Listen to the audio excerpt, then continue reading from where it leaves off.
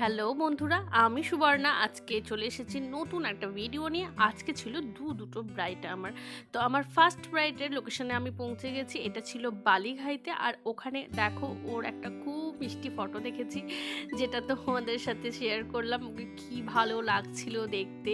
আর এই হলো ওর হলদি লুক। আর এখানটায় পৌঁছে দেখি এখনও গায়ে হলুদ হয়নি, তো যেটা হয় নর্মালি সবার বাড়িতে একটু লেট হয়ে যায়, তো কিছু করার নেই। কিন্তু আমি এখানটা যেটা বলবো, আমার যে ব্রাইড ছিল, ফার্স্ট ব্রাইড, ভীষণ কোঅপারেটিভ ছিল।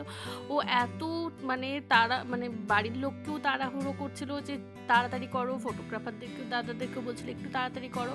তো ওখানে তো আমার খুব চেনা পরিচিত সমস্ত ফটোগ্রাফার ভাইরা ছিল, যারা সত্যি আমার দিকটাও বুঝেছে। ফটোগ্রাফারদেরকেও থ্যাংক ইউ জানাবো, যারা তাড়াতাড়ি করে ওকে শট নিয়ে ছেড়ে দিয়েছে। আর ও কিন্তু বাড়িতে খুব অস্থির করছিল যে তাড়াতাড়ি করে করো, যেটা আমি সত্যি থ্যাংক ইউ না জানালে হয় না। তো এইরকম ক্লায়েন্ট আর এরকম ফটোগ্রাফারদেরকে থ্যাংক ইউ আমার তরফ থেকে, যে আমাকে বুঝেছে, বা অন্যান্য মেকআপ আর্টিস্টদেরকে যারা বোঝে তাদের তরফ থেকেও থ্যাংক ইউ। আরেকটা যেটা বলবো, আমি ওর যে জুয়েলারি কালেকশানগুলো তোমাদের সাথে শেয়ার করেছি, এত ভালো জুয়েলারি কালেকশন। পুরোটা দেখো, ওটা তো ফার্স্টের দিকে একটু ট্রেলার ছিল, তো পুরোটা দেখলে তোমরা বুঝতে পারবে।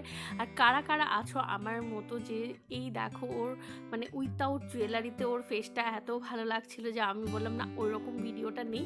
মানে আমার মতো কাদের পছন্দ বলো, যে উইথাউট ওকে জুয়েলারিতে বেশি সুন্দর দেখাচ্ছে। জুয়েলারিতেও সুন্দর দেখাচ্ছিল, বাট উইথাউটে না ওকে বেশি গর্জাস লাগছিল। আর যেটা বলছিলাম সেটা হচ্ছে, আমি যেহেতু ডিএসএলআরে ফটো নেই, ভিডিও নেই, তো তোমরা জানো এটা কোনো মোবাইল না যে যেখানটায় তো মানে কি বলবো, ডিএসএলআর মানে একটা সামান্য চুলের মতো জিনিস থাকলেও, বা লাইনার যদি একটু উঁচু হয়ে যায়, একটু নিচু হয়ে যায়, সেটা একদম ক্লিয়ার বোঝা যায়। তাই বিয়েবাড়িতে মোবাইল বুক করে না, সবাই ডিএসএলআর বুক করে, যেখানটা কেউ কোনো কিছু ভুল করতে পারে না। তো সমস্ত কিছুটা মাথায় রেখে আমাকে সাজাতে হয়, কারণ আমার ফটোতে না হলে কি বলতো, আমার ভুলগুলো ক্লিয়ার বোঝা যায়।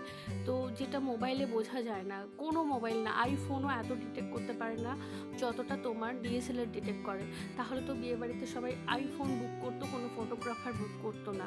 তো সেই কথা মাথায় রেখে আমাকে সাজাতে হয়, তাই আমি বেশি তাড়াহুড়ো করি না। কারণ প্রমিনেন্ট করতে হলে না, বিশেষ করে একটা ব্রাইডের একটা লুক যেটা ওর কাছে সারা জীবনের স্মৃতি হয়ে থাকবে, তো সেটা কখনো না প্রমিনেন্ট ছাড়া ভালো দেখায় না, ভালো যায় না। এটা কোনো পার্টি মেকআপ না যে আমি তাড়াহুড়ো করে দিলাম, 1 ঘন্টায় 1.5 ঘন্টায় রেডি করে দিলাম।